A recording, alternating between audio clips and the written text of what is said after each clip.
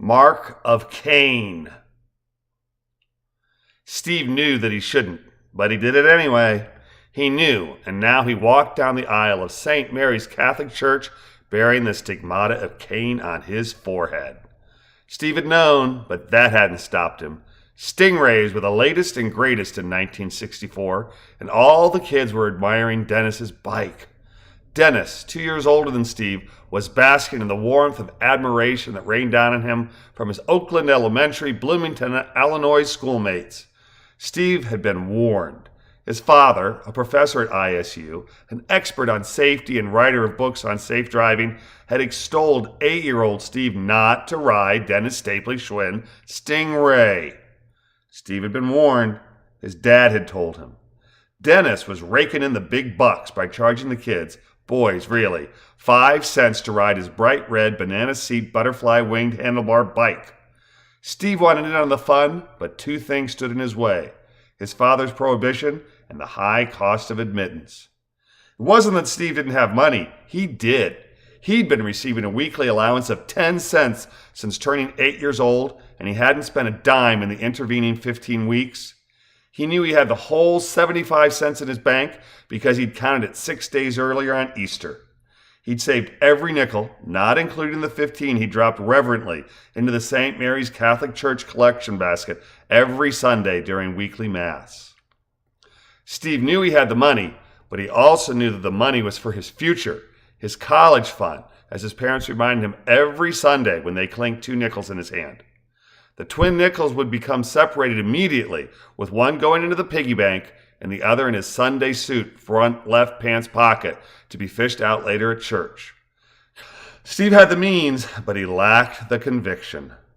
The Stapleys lived just around the corner and across the street from Steve.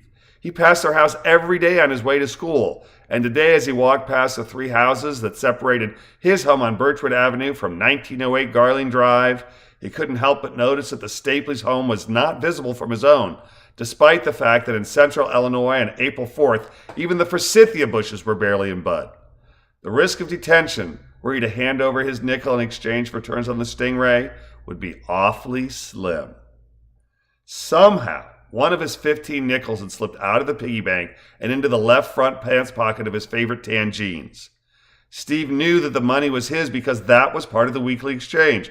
"Here you are, son," his father would intone. "This is your 10 cents. 5 cents for church and 5 cents for you to keep, for your future. It's the beginning of your college money. Keep it safe." Dad said "you" or "yours" 4 times when he or Mom placed the coins in Steve's hand. They made it abundantly clear that the money was his. The words also made abundantly clear what Steve's parents' expectations were. Still, it was his money. By 10 o'clock, 3 other boys had already paid their 5 cents and gained access to the Red Ray. Stanley Scott, a neighbor from the far end of Birchwood's 5 houses on the east and 5 on the west residential street, was extolling Mike Frisch that it was time to let him have a turn.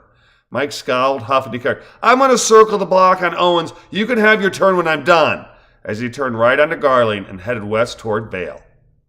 The 4 boys watched as Mike rode off, and Dennis asked, "You going to go for a ride today, little man?" Steve wasn't little, but he was younger than the other boys. He scrunched up his face, put his left hand in his pants pocket, pulled it out, held it shoulder high, showing the coin and declaring, "Maybe," before thrusting the coin back in his pocket.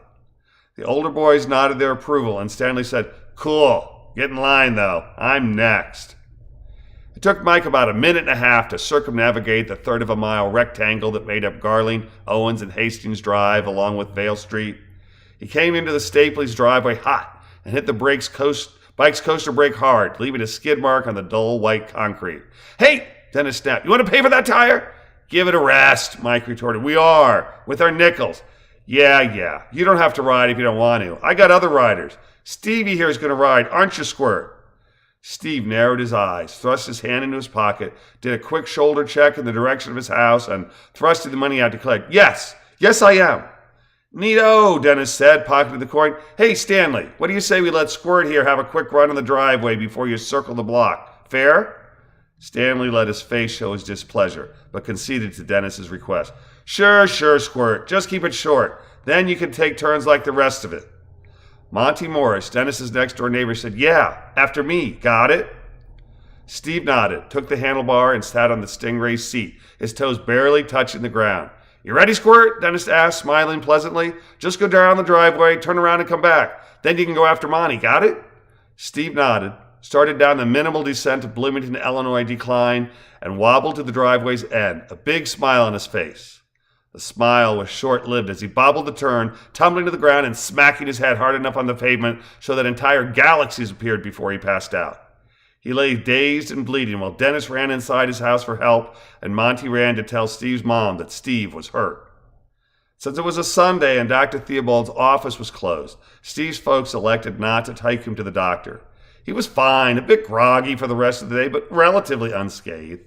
His brother Greg joked that it was a good thing he'd hit his head because everyone knew that was just solid rock.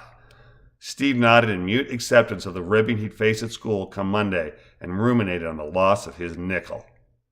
It wasn't until Saturday, April 11th, that he realized that his forehead would bear a huge scab as he proceeded up the aisle for his first Holy Communion the next day.